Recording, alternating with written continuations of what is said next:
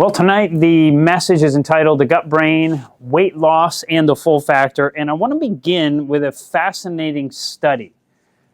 This study was done on preschoolers. So right around the age of 5 years old, these little children, they would put them into 4 different groups. One group would be on a squash soup, and they would have another group with them also on squash soup, and then another group eating corn soup, and then another group separate from them also eating corn soup. And what they did was this. They had the researcher sit with them after they received the food that they were going to eat. The researchers they told them repeatedly, listen, you've got to eat all your food. And then as the children were eating, they said, don't forget to eat all your food. And then they said it again a third time, listen, you have to eat all your food. And finally they said it a 4th time, make sure you eat all your food. And then the other children who were eating the same soup, so there was a group they told repeatedly with the squash soup and a group with the corn soup. They each had a group that was told to eat the food, and then there was a group eating the same thing that they didn't tell them repeatedly to eat their food. And what they ended up finding was the children who repeatedly were told to finish their food ate less than the children who were not told to eat their food. And it kind of turns out that humans don't like to be told what to do. Yeah. Whether you're little or whether you're older. So if I tell you, you've got to eat this and you've got to eat that, well, you're just going to rebel against that, right? You're not going to like that. So you have a choice. You're given autonomy. You get to make your own decision what you choose to eat. We're going to share with you some research, some information. You get to do with it what you choose. But here's the thing. So about 2 weeks after I learned about this study, I was with my roughly 5-6-year-old niece, or maybe 4-year-old niece, and we were eating, and I don't know why everybody left the table, but it was just myself and my little niece sitting there, and I don't know what I was thinking. I looked to her and I said, well, make sure to finish your food. And you know what? She said, no. And then I thought, oh man, what was I thinking? I just read that, I just found out about that study. Why would I have done what it said not to do? I knew she'd be less likely to eat it if I told her to eat it. And so then I thought, well, I better try to fix the situation. So I told her, okay, you don't have to eat it. And the moment I said that, she took the food and she shoved it in her mouth and she finished the meal. And once again, people don't like to be told what to do. So you get to make your own decision with this information that we're sharing with you. But now I want to talk a little bit about dopamine. Dopamine is it's been called the molecule of more. People often think of it as the pleasure chemical, but dopamine is never satisfied. So when it's social media, you see something and you're not satisfied with what you see, you want more and more and more. And that's how they can get people scrolling for hour after hour after hour. And it used to be, we'd see this with the young people, with the 15-year-olds, with the 12-year-olds, but now 60s, 70s, 80s, it's something that they figured out. Now the young people are just the early adopters, but they figured out a way to make it addictive to almost any age, right? And I'm not saying everybody's addicted, but people are becoming more and more addicted. And once dopamine has done its work in helping us obtain food, things that we want to get, a relationship, other neurotransmitters take over once we obtain something. So dopamine itself will never be satisfied. And these other neurotransmitters are things like oxytocin, serotonin, endorphins, or endocannabinoids. And these molecules are known as the here and now molecules. But often, as you're eating your food, when you're struggling with overeating, have you ever noticed if you're not eating well, you put some food in your mouth, you're chewing it, but you're not thinking about what's in your mouth, you're thinking about the next bite. Have you ever had that before? Oh, maybe you haven't, but I have, where I'm thinking about the next bite. And so that's what I would do. I would chew so fast, I would swallow, and I would choke because I wasn't thinking about the food in my mouth that I should be enjoying. My dopamine is saying, what's next? What's next? What's next, right? And so we want to... Just like the infinite scroll on the phone. What's next? What's next? What's next? It's like literally they made it so that it could be addictive.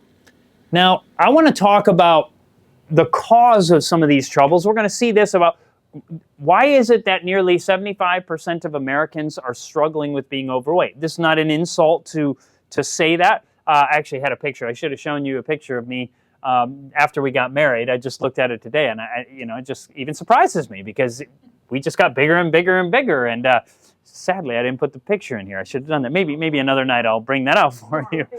Tomorrow night. Yeah, we can do that tomorrow night. And but the book of Job has this interesting statement. It says, "The cause which I knew not, I searched out."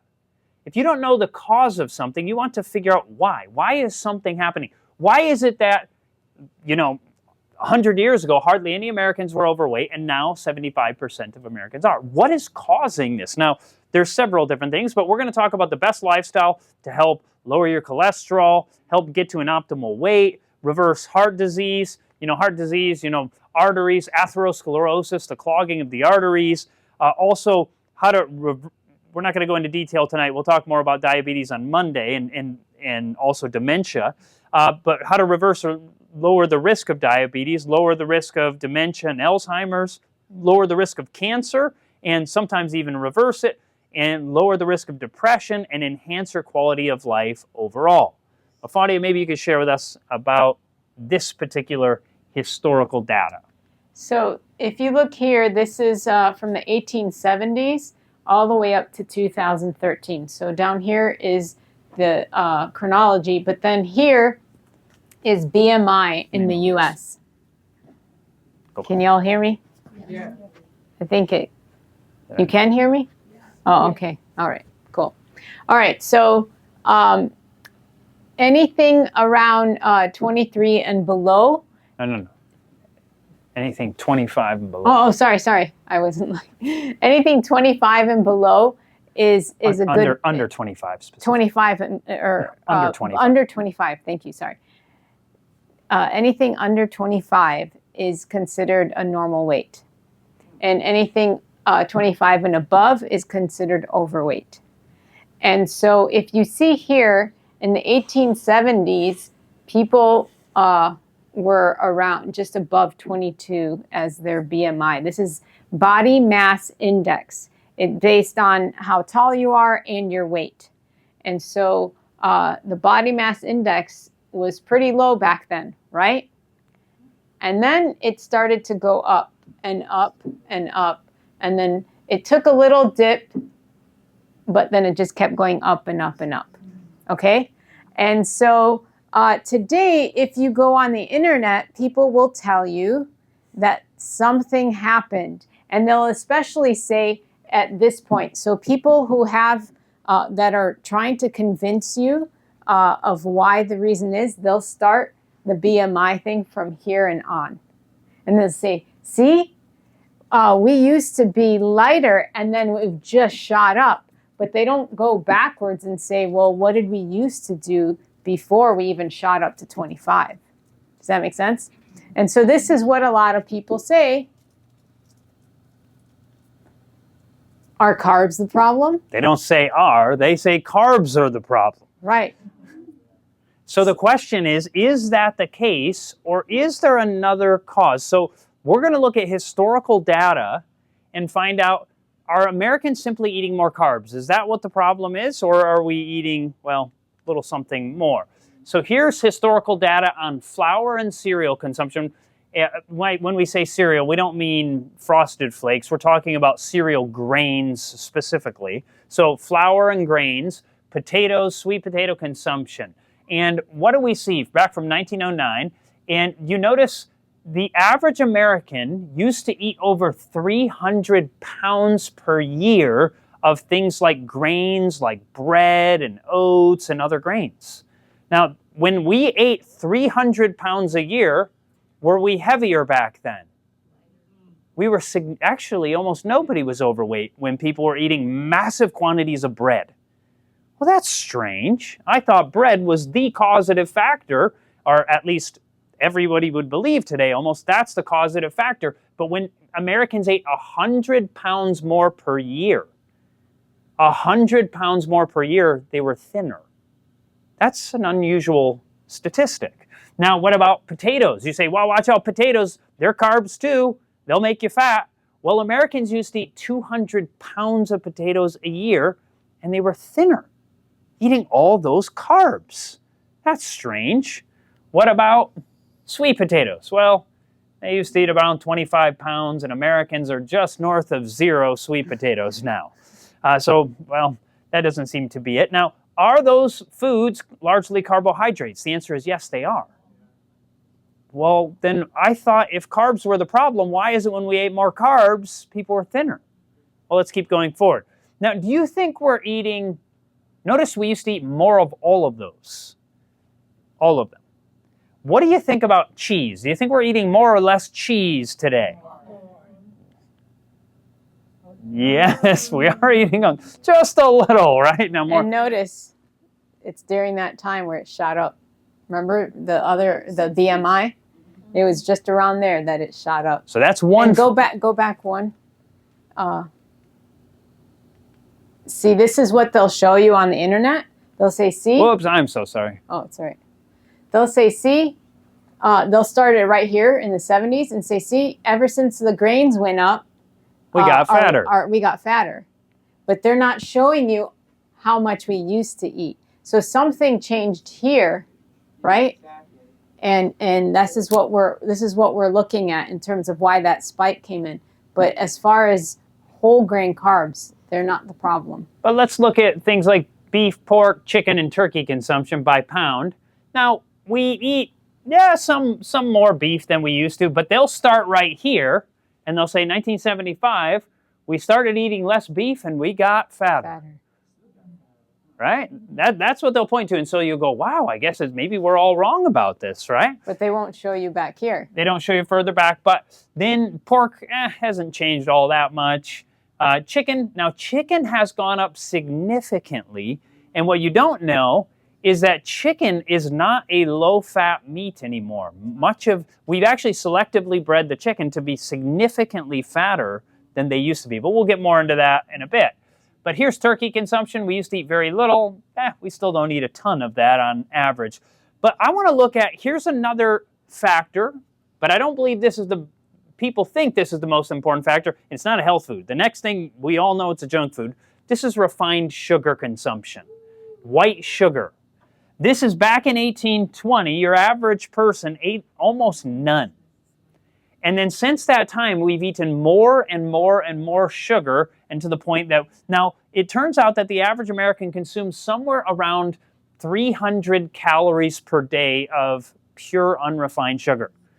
Now, do you think most of them are just going home and just shoveling white sugar into their mouth? Yeah, it's in most everything. Most packaged foods, they find a way to just slip it in there, right? Obviously, you have sodas, and standard sodas, you got sugar, and these kinds of things. But there's something that is causing even more weight gain, over twice as much weight gain in America. Something twice as fattening as sugar. What is it? Well, it turns out it's right here. This is total vegetable oil consumption in the United States. Your average American is eating 700 calories per day of a completely refined food called oil.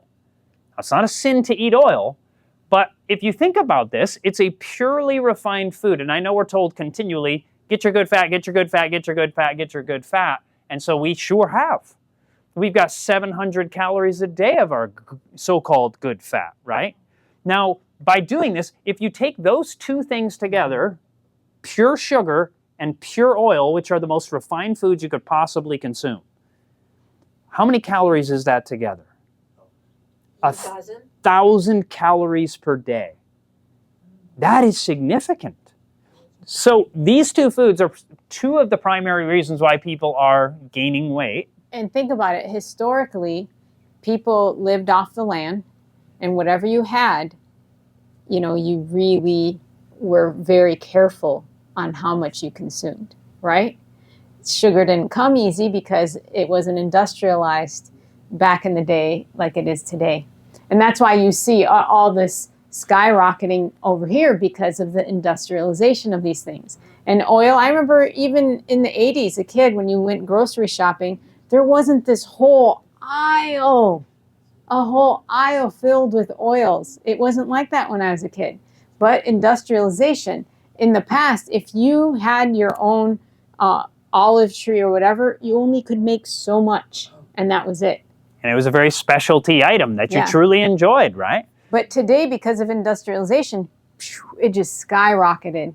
And then we put it on everything. And then what do? They have nutritionists that try to push these foods on us, right? And make up all these recipe books and all of that to get us to, and then the newspapers would have all these recipes in them, right? And it's just all industrialization to get us to buy certain foods. And these two are both refined foods. Why are they refined? What's been removed? Fiber. And guess what is really good for your gut health? Fiber.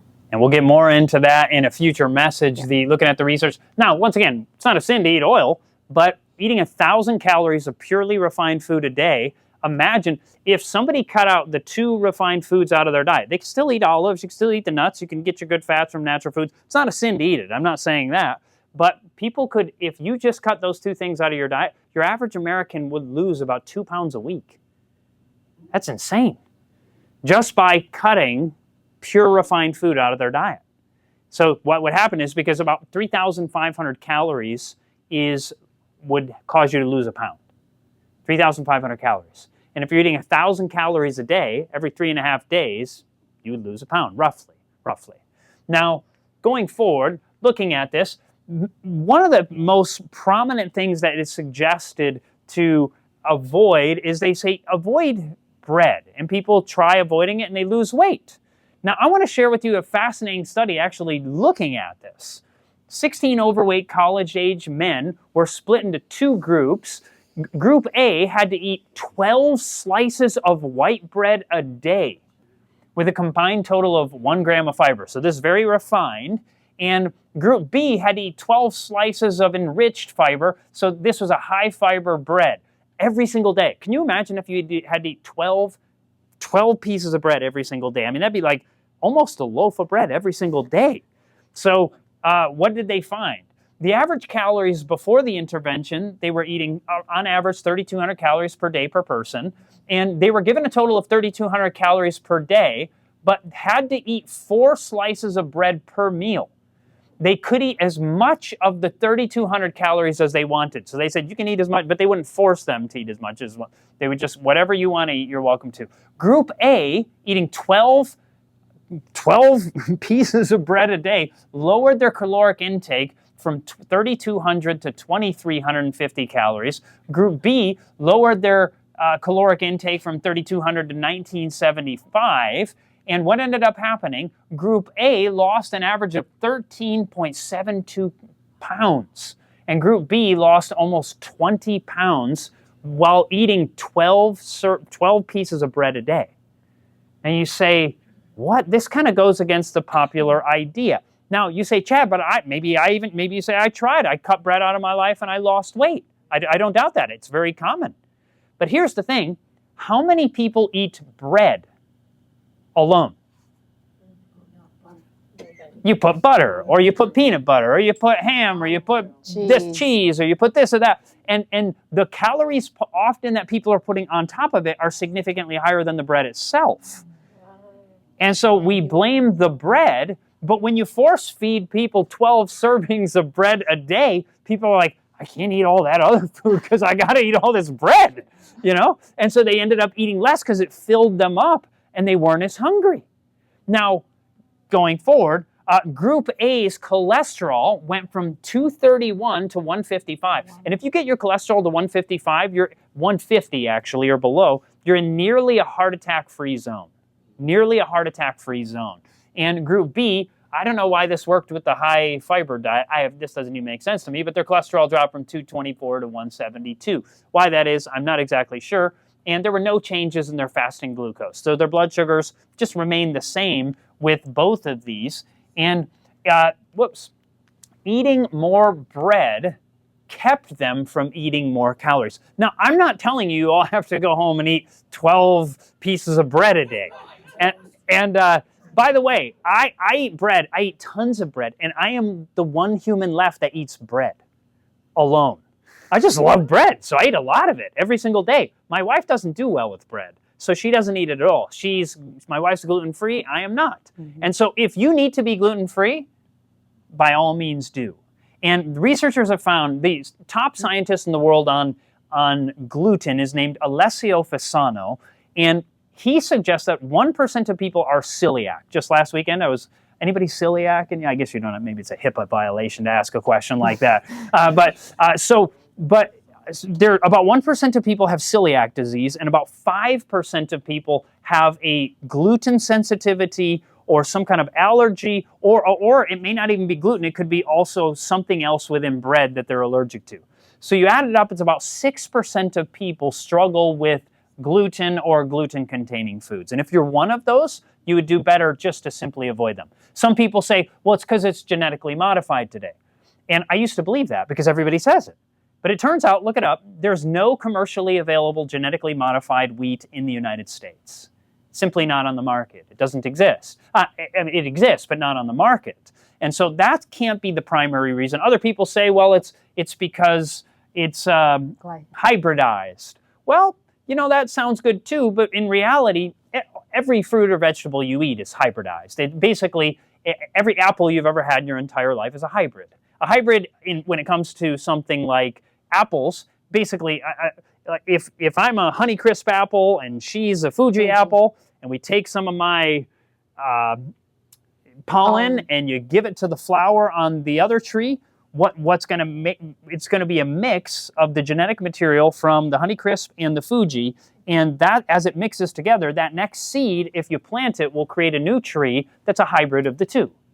And that's not evil or bad innately. It's just how it works in nature. So hybridization is not bad in and of itself either. I know these are some of the main teachings. Now, once again, none of this means you should all go have to eat bread. It means if you do well with bread, no problem. If you don't, avoid it. I mean, if you're allergic to something, you would do better to avoid it. But we're told, yeah, go ahead. One of the things with the gluten-free, when people go gluten-free, they lose weight, they start to feel better.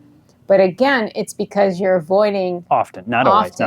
Often you're avoiding foods that increase weight. You know, like all the pastries go out the door with gluten-free, right?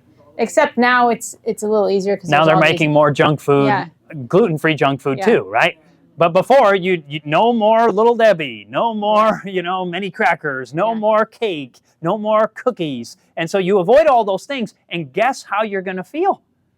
You're going to feel better. Yeah. You stop eating junk food, and you're going to feel better. Now, once again, there are about 6% of people that genuinely do not do well with it, and they would do better to avoid it. But looking at this, research is sharing that there's no evidence to suggest that following a gluten-free diet has any significant benefits in the general population. Once again, for 6% of people, it is beneficial. Indeed, there is some evidence to suggest that a gluten-free diet may adversely affect gut health in those without celiac disease or without gluten sensitivity.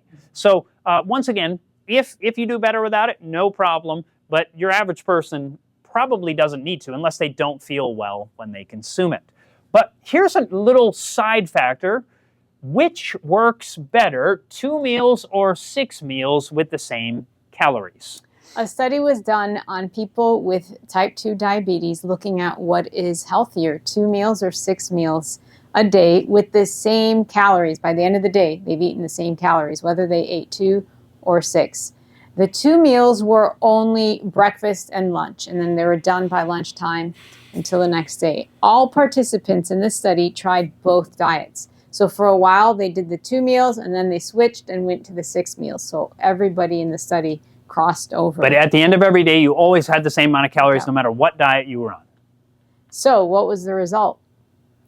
While eating 2 meals at breakfast and lunch only, they had greater weight loss and lower blood sugars. And that's eating 2 meals a day. And then imagine how much that helps you to sleep better as well. So if you're sleeping better, remember what happens when you have a lack of sleep? Do you remember the hormones? The 2 hormones, leptin and ghrelin? They they get thrown off, and so then because of that you start to crave things, and so that's going to make things worse for you. But if you just stop at the 2 meals, so it just shows that you can eat the same amount of calories, but when you eat them makes a difference, right? Instead of the 6, you just did the 2, but you did it earlier. And this is... No, just a minute. Let me jump forward. So, were you going to show the... No. No, okay. Now, I want to share with you. Now, we're not saying you have to just eat 2 meals a day, but it's very common. Maybe come up over here a little bit. I was just... because sorry. in the way. That's but why. The only problem is if we stand over here, the camera won't really get us. So okay. we have to... Sorry about that. Yeah. Yeah, to the full factor. This is this is something my wife and I, we took all of these pictures. We don't have the pictures yet, but this is something we call the full factor. And to give you a little idea, give you a picture of what 500 calories look like here. So we have, this would be 500 calories of oil. Doesn't matter if it's coconut oil, olive oil, cottonseed oil, doesn't matter which one. This is what, would you be full on 500 calories? Does that look like it fills up the stomach? No. This is 500 calories of something like pork. Would that fill you up? Obviously not. This is 500 calories of chicken. Would that fill you up? Clearly not. This would be 500 calories of mixed vegetables. Does that look like it fills up the stomach? Yes. Yes. And this is what we call the full factor. So we're going to break this down. We're going to go into some real detail on this. So this is low-calorie food, but high quantity in terms of fiber, right? It fills up with fiber. These are no fiber in these other foods. Now, if you think about this too, how could you double the calories in this without adding any more space to it? You could add this to it. Now you have a 1,000-calorie meal.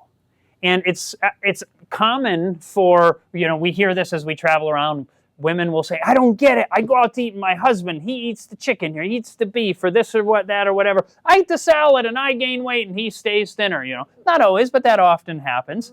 Because what people don't realize is that you can have more calories sometimes in the salad by adding the oil. Now, once again, it's not a sin to add it. You can eat it all you want. I don't mind. You can do whatever you like. But the point is recognizing where the calories, I can promise you it's not from the lettuce. You're not getting the calories from the lettuce. You can buy a whole box of lettuce, and it's like 60 calories. You would almost starve to death if you were just trying to live off salad. It'd be so difficult because there's just so few calories in it. So many times people think, okay, so you're saying I should eat just plants, just plant foods, right? Well, you know that this is a purely vegan food right here. Just plants went into this cookie. So then it's healthy, right? We would love to imagine it is healthy, right? And because maybe we enjoy the flavor. But in reality, certain things, just because something is so-called vegan doesn't mean it's healthy. Does that make sense? Now, this right here, we're going to look at what Fadia and I call the full factor. Maybe you can share with us some things on the full factor. Here, I'll do that. Yep. So this is, we will have a plate on this side and that side, and then just show you the calories and things like that. But just to let you know, we're not saying you can either eat this or that. We're just comparing calories and weight, okay? So this one is, and then just to let you know, on this side, all the foods we bought was at the dollar store because we were going to throw it away anyway. So we didn't want to spend a lot of money for the food. So these are fig bars. And we're kind of cheap, so we bought it at the dollar store instead of the regular stores. So these fig bars, they're just an ounce and a half. 280 calories. So it's just like those little things. Boom. But are they going to make you feel full? No. Each one or all four? All four together. All four together, 280 calories. But you're not going to feel full from that, right? So it just shows you the full factor. But what about this? Would this make you feel full? A whole cantaloupe. And that whole cantaloupe is 277 calories. Do you see the difference? This was packaged the way God made it, and then this is more of a processed food, right? This is processed. What about these peanut butter filled pretzels? They are tasty, aren't they? Yeah, this is one of his favorites. So one serving, which is just a little thing, 150 calories. Or you could have a whole plate, a pound of strawberries. So is it these kinds of carbs that are making you fat? Which ones? The ones that don't fill you up, but they give you a lot of calories. All right, how about this one? This is 2 peanut butter cookies, 140 calories. Or you could have just under 12 ounces, 140 calories of blackberries. You know, but the carbs get blamed. What about M&Ms? That's hardly anything, right? It's hardly, you could just it melts in your mouth, like they say, right? And 220 calories. Or you could have 2 large Honeycrisp apples, and they're 220 calories. Do you see where the calories are coming from? Yeah. God didn't intend for us to be as big as we are in America. He did not intend for that to happen. 210 calories of chocolate hazelnut spread. This was a dollar store brand, but it would be Nutella. Like Nutella. If you didn't get the cheap one, it'd be Nutella. Yeah. And so that's just 2 ounces. That's just hardly anything. And, you know, we slather it on what? Our bread and our, you know, cakes and whatever else. But then we blame the bread for the weight gain, right? Yeah, everybody's like, carbs are the problem. What about cucumbers? 3+ pounds of cucumbers are 200 calories. Isn't that wild? Like the comparison, I mean, I'm not saying eat this or that, but just the fact that something like this has hardly any calories. And this is just 2 ounces of cheese. It's a very thin slice, even though it's long and thin, but it's only 2 ounces, 230 calories. Or you could have over a pound of butternut squash, right? But what do we do to that squash sometimes? Butter and sugar. Butter and sugar right there. Now to clarify, the point is nobody's going to eat probably, or very few people are going to eat a whole butternut squash. Or 3 pounds of cucumbers, and we're not suggesting you do that. But the point is you can mix and match the whole foods. You can cook them. And what happens is you could fill yourselves up on foods that are packed with nutrition and very few calories. But what we typically do is we fill ourselves with foods that have very little nutrition but tons of calories, and they're very small packages. And if you eat that tiny bit of cheese, nobody's going to just eat that much cheese, but it's the same amount of calories is 1 1/3 pound or 1 1/4 pound of squash. And that would pretty much fill you up, right? Now, I'm not saying you just eat the squash, but you get the idea. You mix and match these things. And so you would eat the cheese, and then you would eat, something else, and you would eat a bunch of more refined foods. And so you might end the meal with 1,000 calories, whereas you end the meal with the whole unrefined foods, and you might just have a few hundred calories. And so you can see what is one's filling you up with nutrition and very few calories, and the other one is filling you up with calories, but not very much space, so you eat more and more and you're not satisfied. Just to say something about the squash, one of the reasons people add other things to it to make it more palatable is because, again, it's industry-based. So some farmers want to get their food in there first. Into the market, because if they do, everybody buys it. But what happens is if they don't wait and cure it, because you have to cure squash in the sun, and that's what sweetens it. So you cut it from the vine and you let it sit in the sun for several days, and that sweetens it inside the squash itself. But the farmer who realizes, hey, if I get these to market, I'll be the first guy to market. I'll make all the money, and they won't buy the other farmer's stuff. So that's why squash is not very tasty. It's almost never tasty when you buy it at the store. But when you go to these shops that are, they'll get a local farmer that they have a relationship with.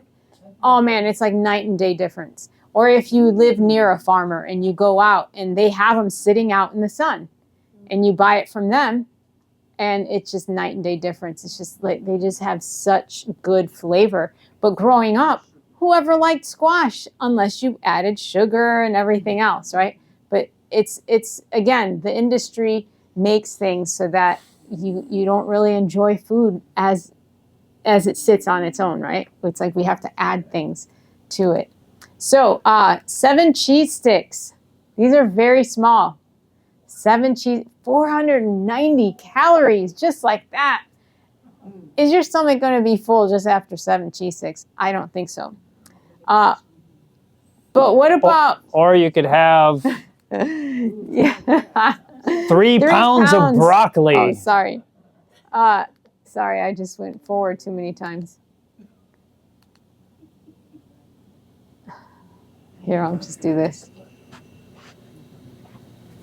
Yeah. I mean, you look at that. This is why we call it the full factor. Notice, now nobody's going to eat 3 pounds of broccoli. We're not suggesting, and you could cook it and it'll have the same amount of calories as long as you're not using, oil. Obviously, oil is going to add the calories to it, but you can have, now nobody would eat that much, but this is the point. You mix and match these unrefined foods and they fill you up, they fill you with nutrition, and they make you feel amazing.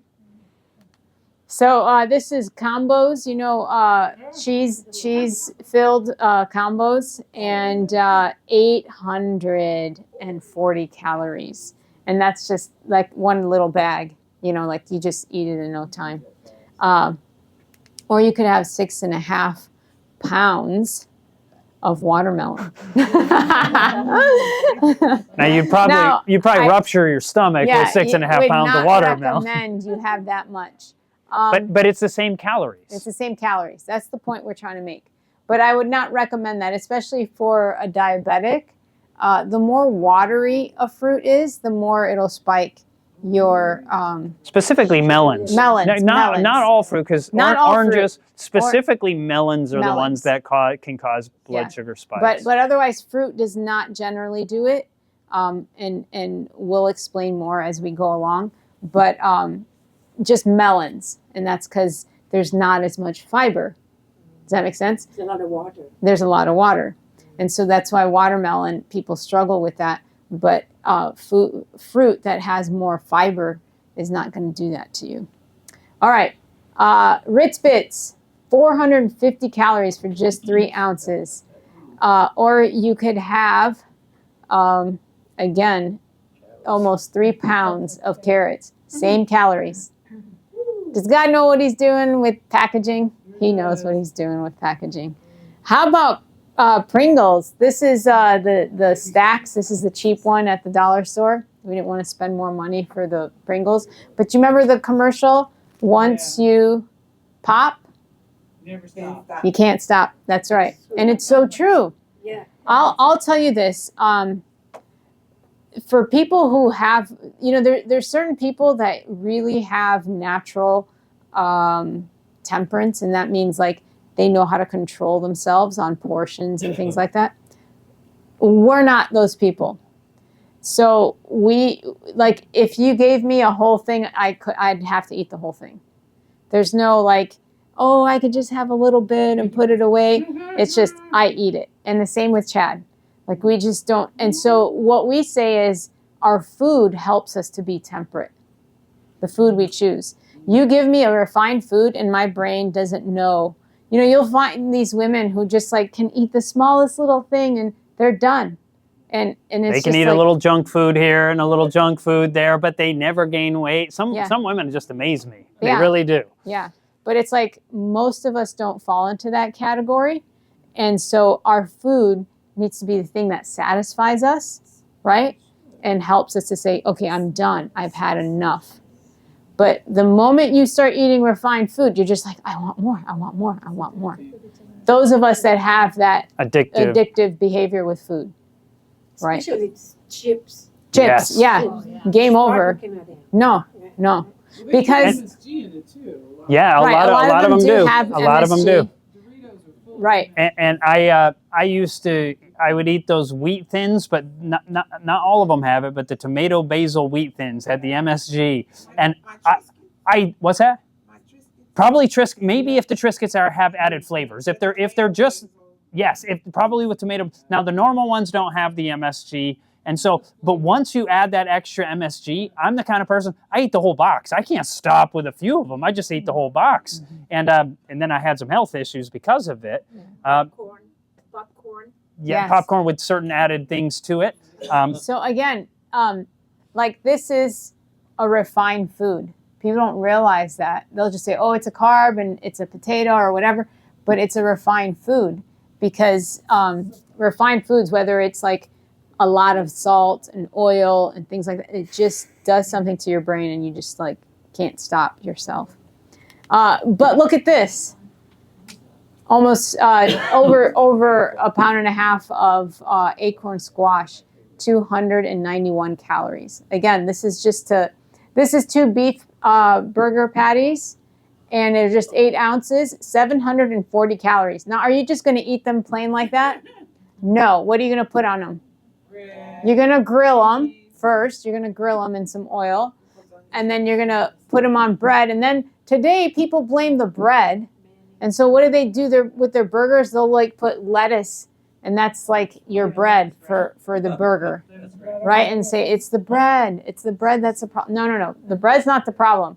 There's cheese you put on there. There's mayonnaise, right? And then they have all these new hot sauces that they put on there and all kinds of stuff. But it's the bread that made us fat. Wow. Yeah, the onion rings. Yeah. Yeah, the onion. Then you got the onion rings next to it, or the French fries, right? Or you could have 7 sweet potatoes. Same calories. Same calories. Now, you could not eat 7 sweet There's potatoes. no way. You just couldn't do it. Bless your stomach. You would be open. packed with nutrition, although your stomach would be like having a baby at that point. But the point is, you can do these. You can get tons of nutrition with very few calories. And what would happen is, if you started eating that many sweet potatoes, you couldn't eat that many, your body would finally say, I'm done, please stop feeding me. But when we have these foods that have MSG and all these tasty chemicals mixed in there, mixing the oil and the sugar and the carbs, and they add all that together, our bodies don't know when to quit. They don't know when to quit. So this is herring, this is fish, fillet in oil, and this is just under 4 ounces, and it's 390 calories. Or you can have a whole pound of sweet corn for just about the same, 400 calories. Blows your mind. So then, some people say, oh, I don't eat potatoes. Potatoes make me fat, right? Well, potatoes make people fat? Well, Do you let's know find out. historically, the Irish, prior to the potato famine, the men would eat 13 pounds of potatoes, and the women would eat about 9 pounds a day. And that's why they had the potato famine, because they relied on potatoes so much. Well, When they had a bad year, what ended up happening was they lost half of their potato crop, and about 1 million people starved to death. That was the potato famine there. And thinking about that, But real quick, but it's not right. Okay. Um, But the reason I was talking about the potato is people will say, I don't eat potatoes.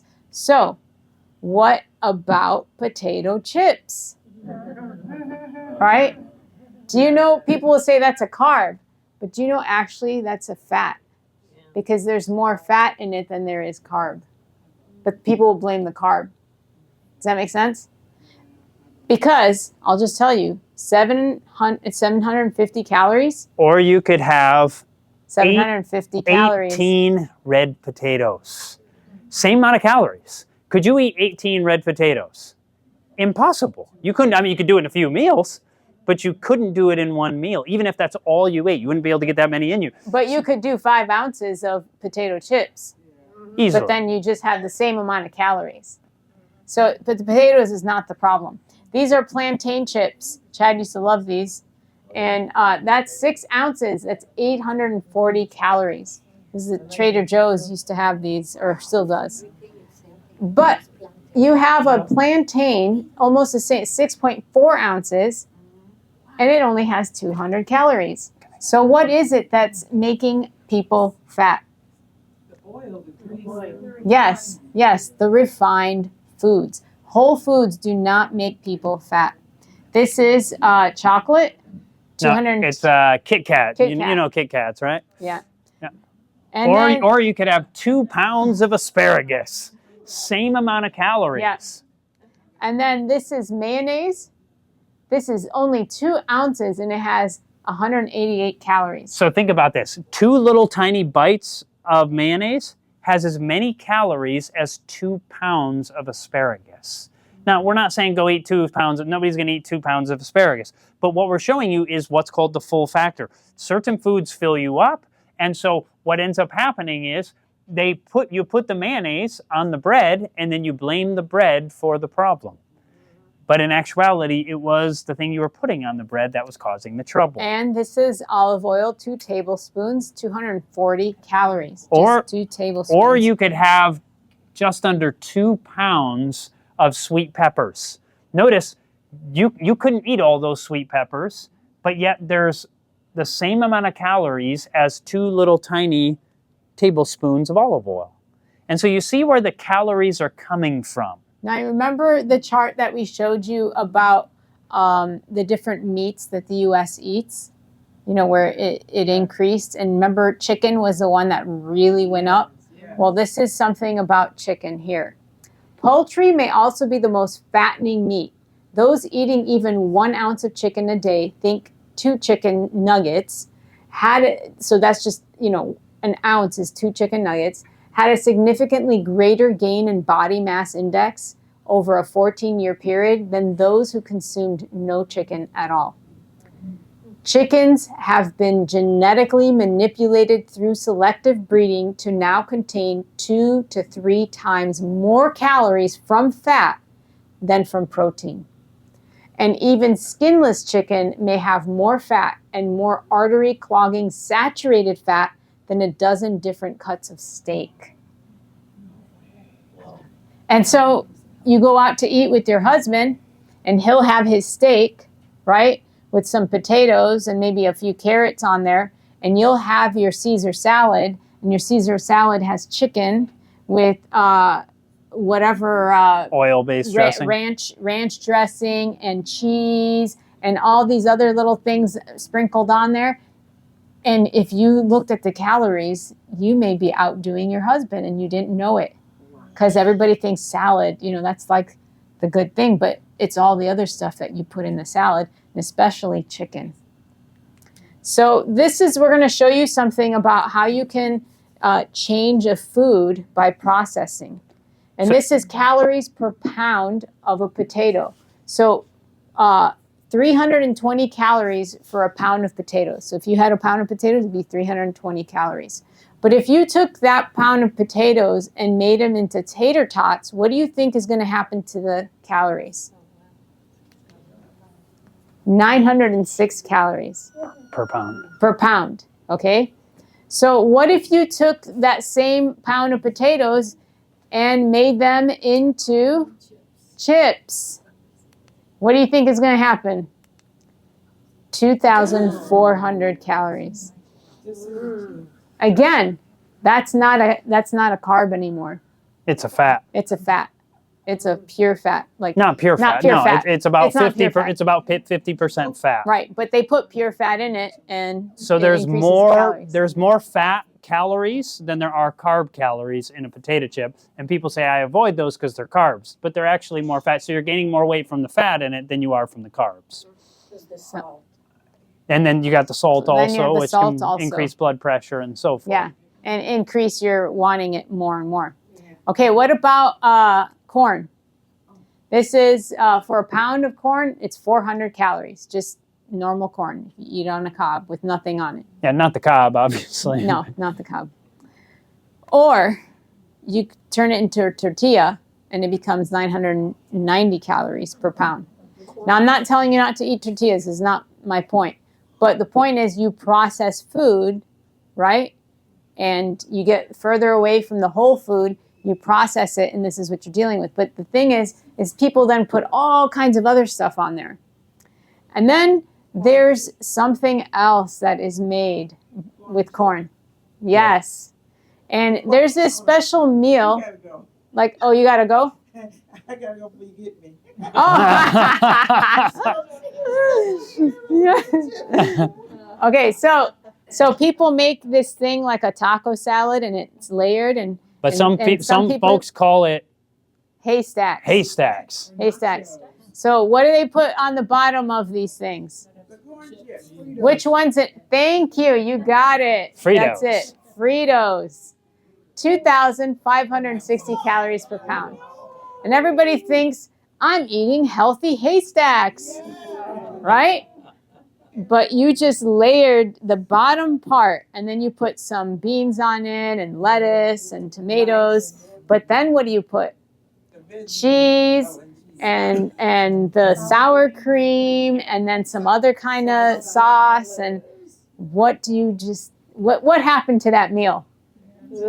It just skyrocketed as far as calories are concerned. So if you wanted to instead lose weight, instead of having, it's not a sin to eat Fritos, we're not saying that, but you realize that you could put something on the bottom that would make you less likely to gain the weight. Or if you wanted to lose weight, would make you more likely to lose weight.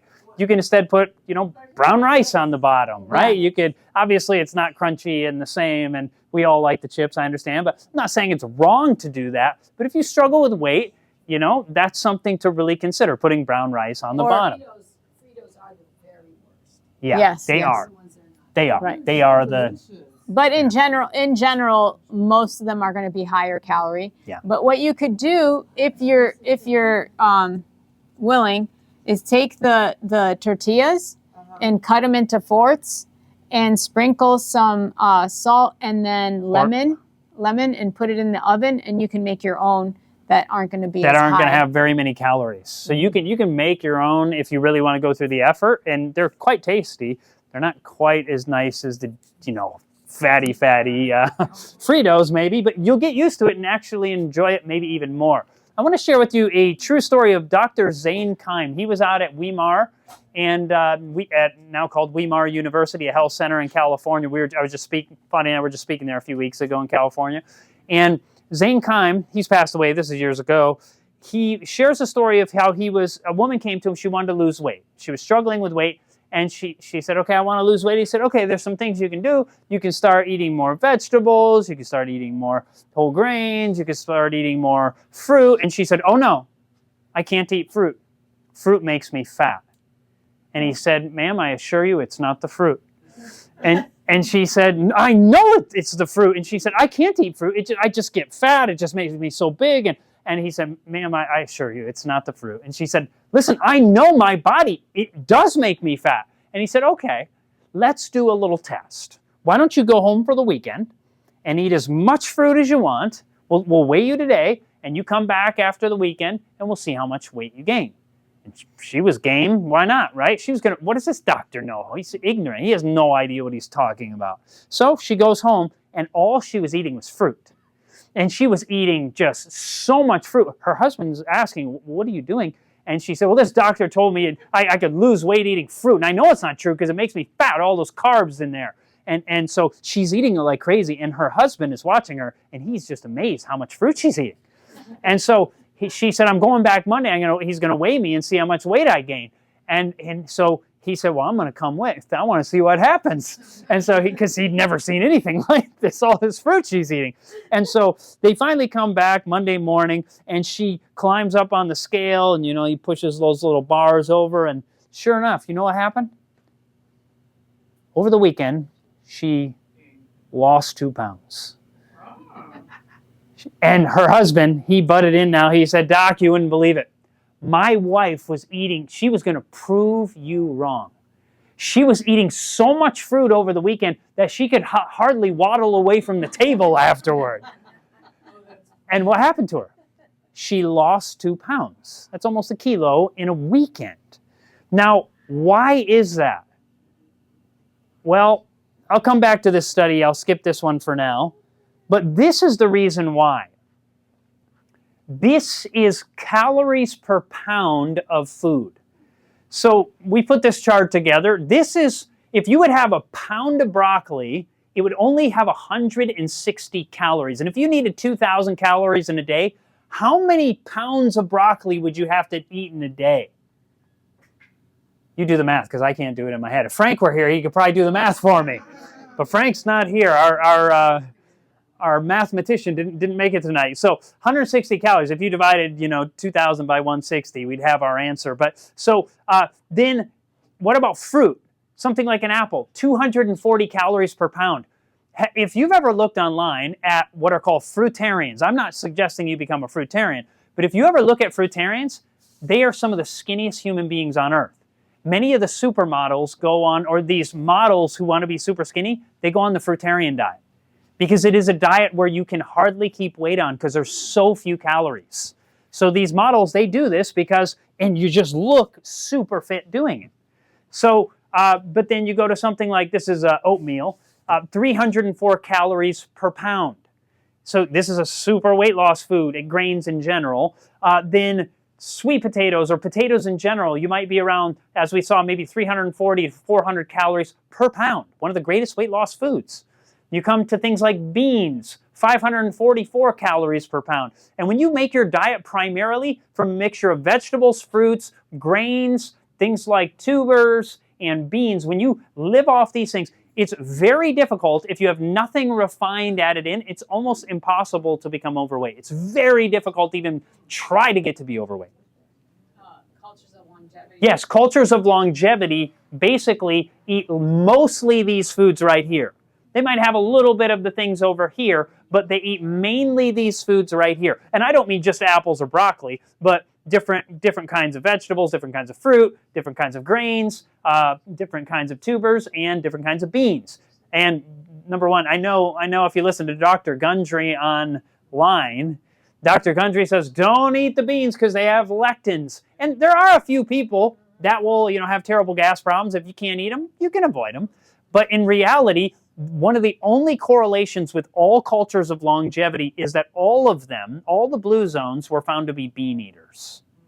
So just the opposite of them being deleterious to people's health. Once again, if you're allergic, you can avoid it. That's okay. But where are the proteins in that? Where are the proteins? That's a wonderful question. Thank you for asking. I'm glad you asked that. You get protein from beans. You get protein from nuts. You get proteins from potatoes. Those folks Fadia talked about from the Irish potato famine, the men were eating on average around 10 to 13 pounds of potatoes a day. They were getting all the protein they need just from the potatoes. You can get it all right in there. So when you eat every one of these foods, broccoli is a high protein food actually for how many calories that it has. You do not have to worry. The only way to not get enough protein, well, there is one way. If you only ate sugar and no other food ever, you could become protein deficient. But if you eat a diversity of these things right here, you will not become protein deficient if you eat enough calories. If you don't eat enough calories, you'll go protein deficient. But if you're eating enough food to keep enough weight on your body to stop you from losing weight at some point, you may get down to a healthy weight, and if you stay there and don't lose any more weight, you will have adequate protein. It is almost impossible to become protein deficient unless you're not getting enough calories. Yes? So do you have to mix like the bean and the rice? You don't necessarily have to at the same meal, but most people do. Most people at meals where they have beans have some kind of grain mixed in. It's one of the most common things, beans and rice, right? You go down to the Caribbean and everybody's eating beans and rice. You go down to Mexico, you don't go down to much of South America, beans and rice are one of the most common two things, and you do not have to sit and worry like, oh, am I getting my protein? Did I mix this with this? As long as you're eating a diversity of these things, you will get enough protein. You will not find protein deficiency in the United States unless someone is anorexic or has some kind of, disorder where they don't uptake protein or something like that. But for a normal human, as long as you eat enough calories and you're not just eating pure sugar. If you only ate pure sugar, you wouldn't get enough protein. Yes? I just have a quick question. Yes. I do a lot of research, and I hear this fear of we're not getting enough protein. Is that just to drive the meat industry? So, because back we used to believe there was this, earlier in the 1900s, they taught protein was the most important thing, and it went on through the 60s and 70s, and then there was a study of actually vegetarians in the United States. In the 1960s, the American government, because they realized, they believed, I shouldn't say they realized, they thought protein was the most important thing, and so if you were getting less protein, you'd probably be less healthy. And so there were a group of people who were, many of them vegetarian. They were called the Seventh-day Adventists. And so the government did a study to find out how sickly they must have been. Surely they must have been, because they would have been getting less protein as vegetarians. So they did a study on them, and they found out that these people getting less protein were living longer than the rest of the Americans on average. They were living in some cases maybe 7 to 11 years longer than your average American. Eating less protein? And it turns out that eating less protein often can help longevity.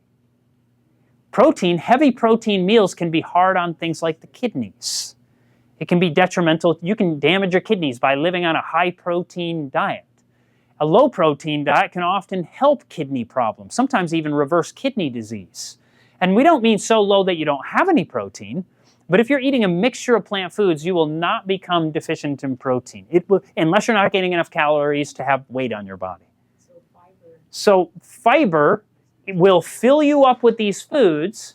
It'll give you tons of nutrition, but you end up you're filled, and so you don't feel like overeating. And fiber is less disease.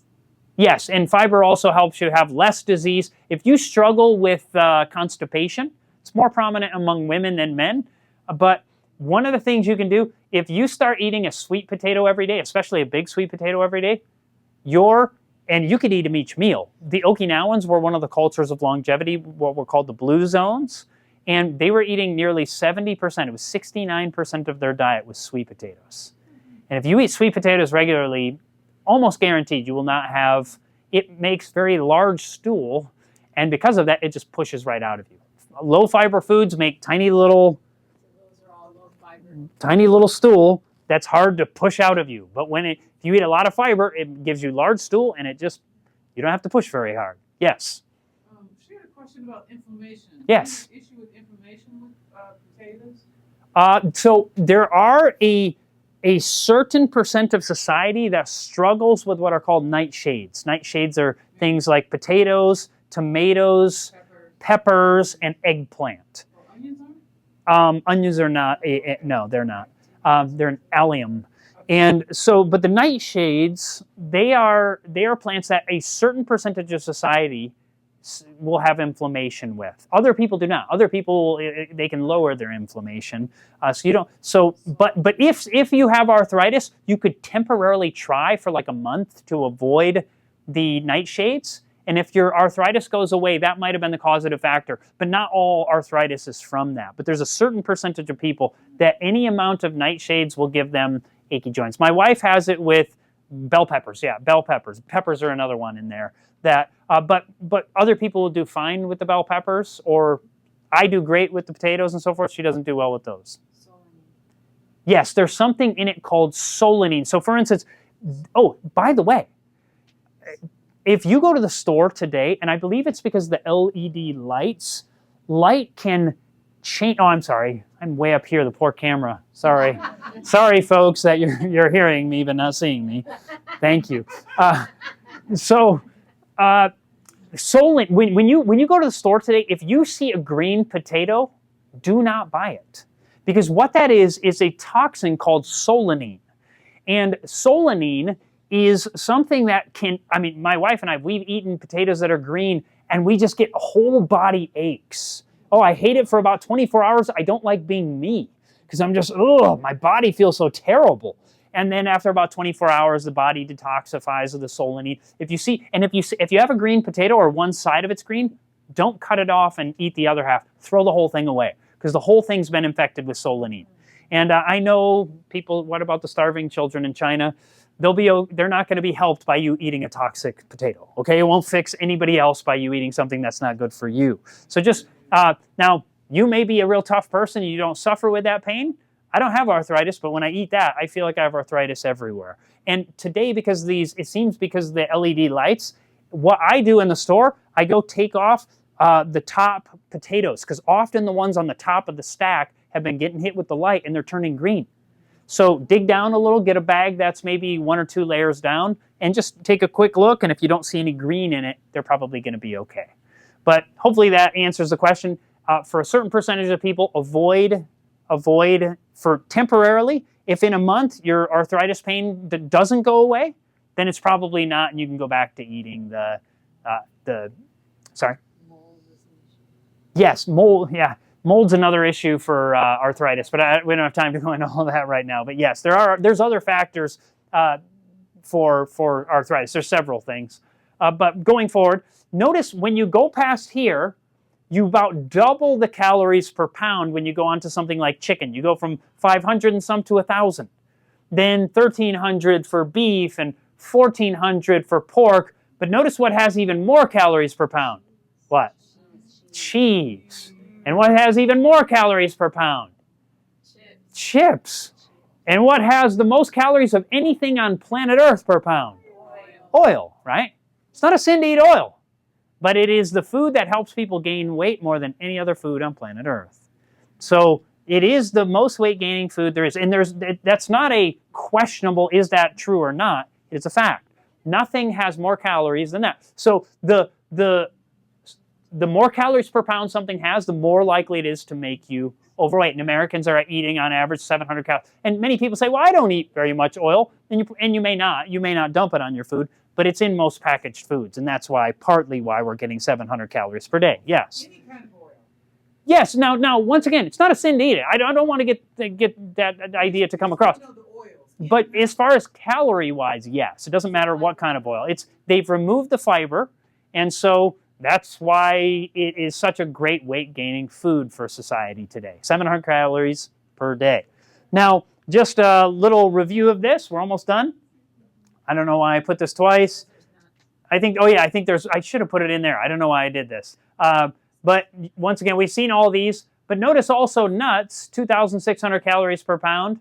And once again, the oil. So nuts are actually good for you, but they're good typically when you're eating about a handful or so, about an ounce.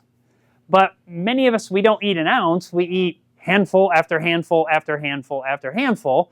And what ends up happening is it's a very concentrated food. Not concentrated by man, but by God made it because the tree is inside that nut. And so that's going to grow up and start to become a tree. And so it's a concentrated plant.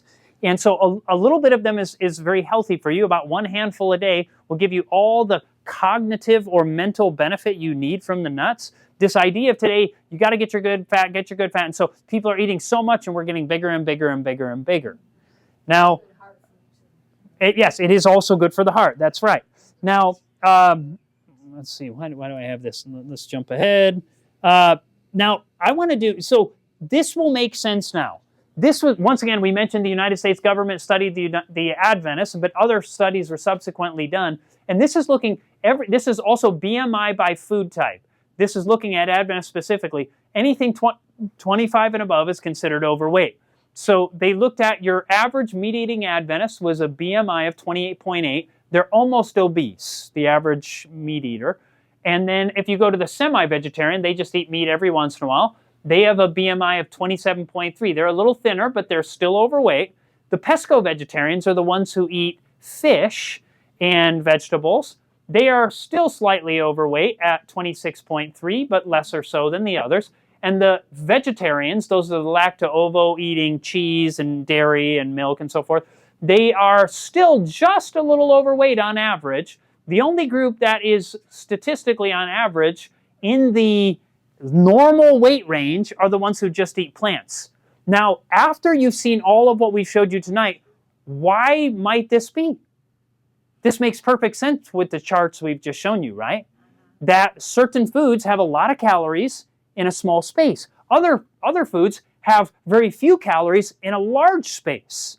And when you eat those foods that don't, and so if you're eating just plants, generally, you're eating a lot of those foods that have very few calories. And so, you can sit down. If you sit down and eat with my wife and I, you will say, you guys eat so much food. We do. But the thing is, the food we eat has so few calories, we can eat a ton of it. And so we sit down with my dad, and he's 250 pounds.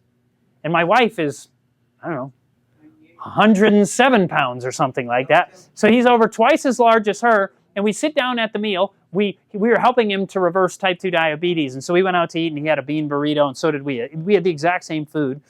And at the end, he said, "Oh, no, I ate the whole thing." And I said, "Dad, Fadia ate the whole thing."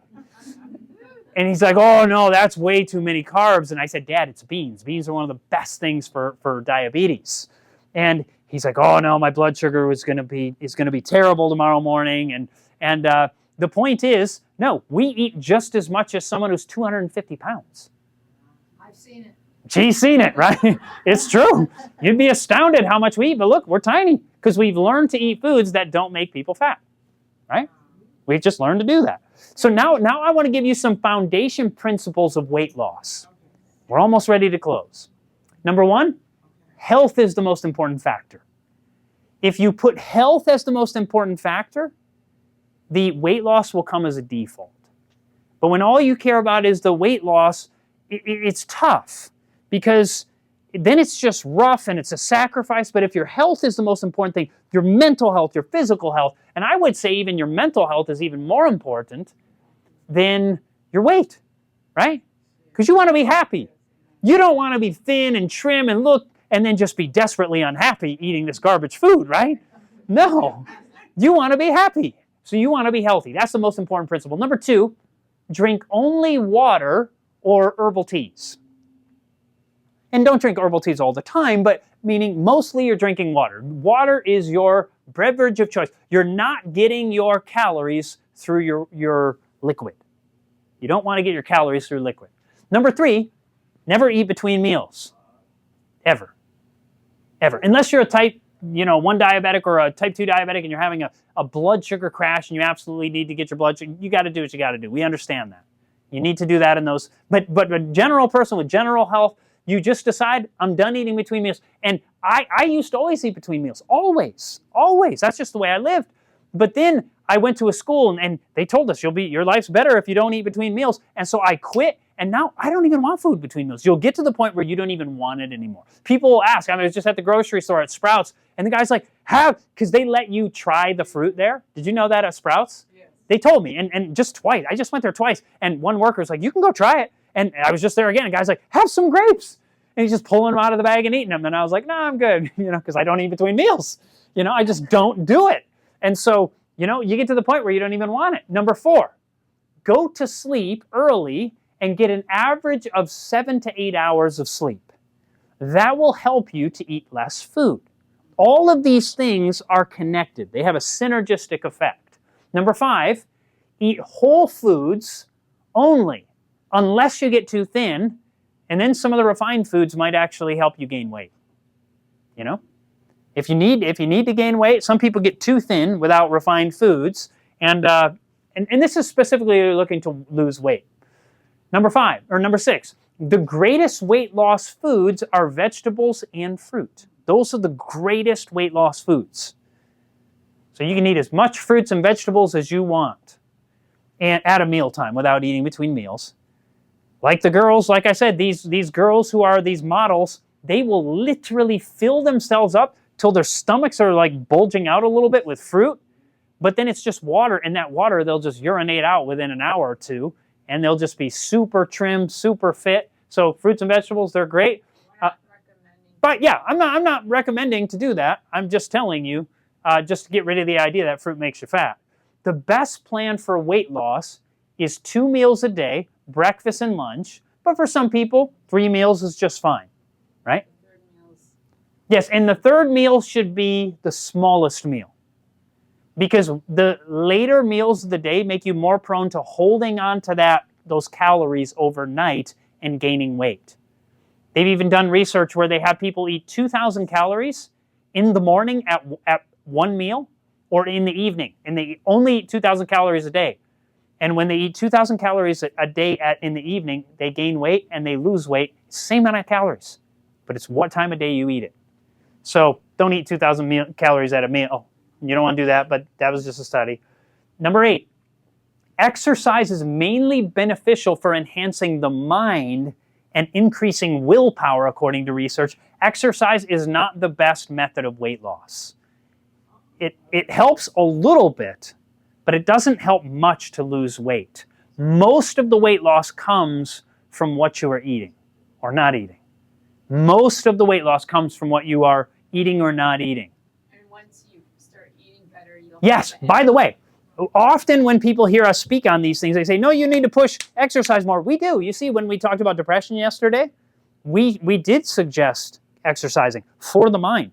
And what you'll find is people who can't exercise or they're too tired to exercise, you go on this whole food, non-refined diet, and within a few days, you will start exercising without me telling you to, because your body will feel like exercising. You'll start getting more energy. The inflammation starts to go down. And as your energy starts to go up, you don't feel like sitting around as much. You feel like getting out and doing something. Number 9, your taste buds will change. At first, you may think this is a living nightmare. How could I ever do this? This is so terrible. But if you stick to it, yes, you'll start craving the healthy food in time. You will start craving the healthy food in time if you stick to it long enough. If you stick to it, your taste buds will change. They did I better not go on too long. Okay. But So, when you first change, you will start craving all yes, by the way, when you first change, it takes a few days and you'll even be annoyed with me. You'll be like, I wish I never went to that seminar. This is a nightmare. Yeah, yeah, and that's okay. That's okay. It takes about, well, if you're 100% faithful to it, a week to 2 weeks. A week to 2 weeks. Well, cravings can go on a little longer. Cravings can go on a little longer than that. Yes, they can. They can take longer, but what happens is, I'll give you an example. We were with a man, we were helping him change his lifestyle, and for the first 4 days, he hated the food. And he would come to the meal, and I'm not kidding, when he came to the meal, he would be going, he was literally growling because he was so angry that he had to eat this food again. And I knew his taste buds would change soon. For him, it was the 5th day. The 5th day was like a different, his depression literally changed. His depression went away on the 5th day. His blood sugar got into the normal range on the 5th day, and he began to enjoy the food on the 5th day. It's not going to be the 5th day for everybody. This guy was just like changed his life. 5 days. Now, he was on a very special diet called the therapeutic diet. We actually have a cookbook on that, and it is the reason we share it is not because I even care. We don't even make much money off it, so it's not about the money. I really don't care. But it's the cookbook that has this thing called the therapeutic diet. The whole thing's plant-based, but some of the recipes have a T in front of them, which stands for therapeutic, which can, if you eat till you're comfortably full on the therapeutic diet, it's a very low-fat, plant-based diet, weight will fall off without you even trying. You don't even have to exercise. You can lay down in bed and you're going to lose weight on the diet. But you shouldn't. You should get up and exercise if you can. But if you can't, even if you couldn't, if you're in a wheelchair, you would lose weight on this diet. And so it's the only diet that's been proven, according to research, to be able to reverse heart disease, the therapeutic diet. But nevertheless, but your taste buds will change typically within a week or so. Some people might take 2 or 3 weeks at most, but I've never heard of anybody taking 3 weeks. But typically a week to 2 weeks. And the battle is largely won in the grocery store. That's where the battle is largely won. Because if you don't bring the junk food home, you're less likely to eat it. Does that make sense? So the battle is won in the grocery store. And yeah, the Bible says, it might be Romans, it says, make not provision for the flesh to fulfill the lust thereof. Yes. I'm so guilty right now. I've been trying to change my weight, right? So what I've done is I've started buying the little soft Oreo for my grandson, and I watch him eat it. So because I'm like, okay, I'm gonna be good, but I still want to buy it. Yes. I know. It is tempting. It is very tempting. But and I'll tell you what, we live in a time right now where if you really struggle with buying junk food, we live at a time that you can go on Walmart.com or whatever store you have, a lot of these stores, you can order it all online so you're not even there being tempted. You can just have your list and go, I want ba, ba, ba, ba, ba, ba. They'll grab it all for you. They'll bring it to the door and you just go pick it up. So you can even find, there are even other ways to avoid, because, you know, you're in there and you're like, oh, I'm going to be good today. And then you're like, yeah, but there's donuts here, right? And then all of a sudden you lose all your willpower because the donuts are right there. And maybe they even say vegan donut. And you're like, oh, it's healthy because it's vegan. No, it's not healthy because it's vegan. It's just vegan. That doesn't mean it's healthy, right? The whole foods are what are healthy. And you were created by God to be an overcomer. God created you to be an overcomer. He wants to give you the victory. So this is the last of our 11 points here. So if you want to take that picture, I'll let you do that. So God created you to make you an overcomer. Yes. I'd like to give some positive feedback on eating whole food. What I found, and I believe in the philosophy of don't eat between meals, but since I've been getting really better at whole foods and everything, you're so saturated with food. You're so full. You don't look at the snacks anymore. Yes. Thank you for sharing that. So Sister just told us, and I'm saying it for the recording, that when you eat these whole foods, now when you first make the transition, you might digest it super fast because your body is used to breaking down this very heavy meat and all the heavy oil and so forth. So the body's used to like, okay, here comes the food. We gotta break this down. And then it's just this simple plant foods. And so then it just breaks it down really fast because it's not very hard to break down these simple foods. But if you stick with it for a while, what will happen is the body will not try to send as much of that is intense acidic breakdown, and it will stay in your stomach longer after a while. But what she was just sharing is that when you eat these whole foods filled with fiber, what ends up happening is you're comfortably full and you don't even feel like eating the junk food. You feel so good. And that will happen in time, I know, because it happened with us, and that's a great testimony. Thank you for sharing. And I want to talk about the true method for victory. There was a man by the name of Joe Kreuzer. He was a minister, and he also put on seminars about quitting smoking. He was on a plane back in the day when you could smoke cigarettes on airplanes. You remember those days? Yeah. And this young man sat down next to him. He was the passenger next to him. And the guy just sat and stared up, and the moment they, took off and they got up to, 10,000 feet or whatever it is, and they turned off that no smoking sign, the young man pulled out his pack of cigarettes and he lit up. And Joe turned to him and he said, hey, have you ever thought of quitting? And the guy said, yeah, I've tried over and over. I just can't do it. And Joe said to him, well, hey, I put on seminars on quitting smoking. Do you mind if I teach you? And he said, yeah, go ahead. And he pulled out his Bible, and he shared with the man a verse in 1 Corinthians 15, verse 57. The guy was a Baptist that he was sharing with. And he said, 1 Corinthians 15, 57 says, but thanks be to God, which gives us the victory. And he said to the man, the last time you tried to quit smoking, did you believe that God gave you the victory? And the man said, no, I didn't. He said, we gain the victory when we actually believe in God's promises. And he promised, because you could claim a promise, thanks be to God, which gives me the victory, but not believe that God is giving you the victory. But when you believe, no, God, my Father told me He's going to give me the victory. I may not be strong enough to do it, but my God is. My Father is. And He promised to give me the victory. He created me to have victory. So, Father, thank you that you promised in 1 Corinthians chapter 15, 57. You could claim that verse.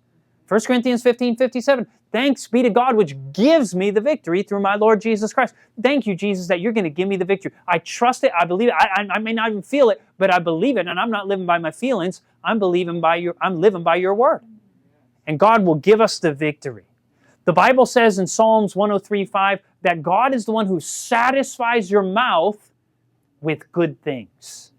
And what happens when He satisfies your mouth with good things? Then your youth is renewed like the eagles. I am 44 years old. I have more energy than I did when I was 16 or 18 years old. And it's because I have learned to satisfy, God has satisfied my mouth with good things. So that my youth has been renewed like the eagles. We've had a man, I'll show you a video of him Monday, like I said, 80 years old. This man, he couldn't work for more than 5 minutes because he was so tired. He went on this diet, the therapeutic diet in the book, for 2.5 weeks. And then he said, I went out in my yard. He could normally work for 5 minutes, and he needed to sit down for 15. He said, I went into my yard, and I worked for, what did he say? 2.5 or 3.5 hours, nonstop. And he said, and then I realized, whoa, how did this even happen? It's because when you satisfy your mouth with good things, your youth can be renewed like the eagles.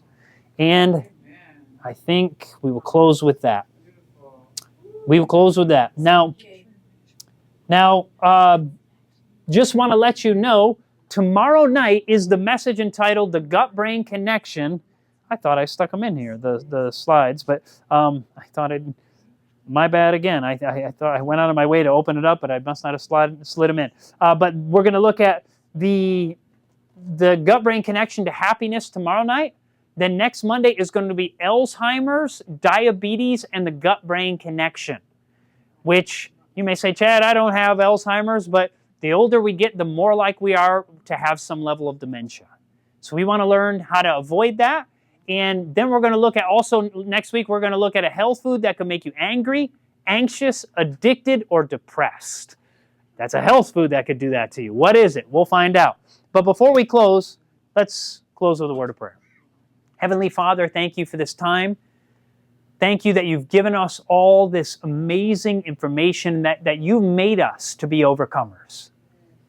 Lord, I know people like me, as my wife and I, after getting married and began to get heavier and heavier and then began to struggle with health problems. And then as you taught us how to satisfy our mouth with good things so that our youth could be renewed like the eagles, I'm so thank you for that, Lord. And I pray that others here that may be struggling, that some would also have that experience, that their life would be changed, not just for themselves, but it is for them, but that they may be a light to people around them and say, hey, I've got to share with you what happened in my life, and that they can see other lives transformed. We thank you, we ask for this, and we know that you promised us the victory, and so we're trusting in you. In the name of Jesus, amen. Amen.